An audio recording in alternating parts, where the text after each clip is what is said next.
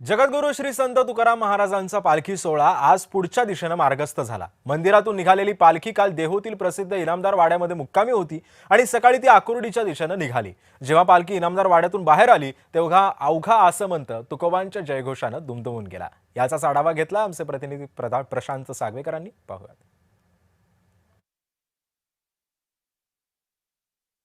आता आपण पाहताय की संत तुकाराम महाराजांची पालखी ही प्रस्थान करते इनामदार वाड्यामधून। माझ्या पाठीमागे तुम्ही हा पाहताय, हा इनामदार वाडा आहे। जवळजवळ 1985 1685 साली संत तुकाराम महाराजांचे तिसरे पुत्र नारायण महाराज यांनी या पालखी सोहळ्याला सुरुवात केली आणि ही परंपरा अविरतपणे आता सुरू आहे।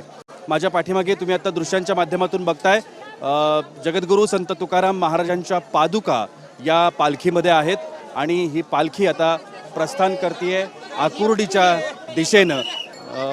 आपण पाहतो आहोत पालखी सोहळा आणि त्यासाठी जमलेले दिंड्या, त्यासाठी जमलेले वारकरी हे आता पालखी प्रस्थानमध्ये रममाण झालेले आहेत। ही पालखी आता चालली आहे आकुर्डीच्या दिशेने। आकुर्डी या ठिकाणी आज पालखीचा मुक्काम असणार आहे।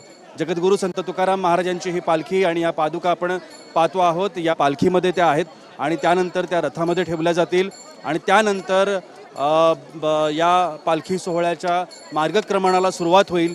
ही पालखी आता इनामदार वाड्यामधून आकुर्डीच्या दिशेने रवाना होते।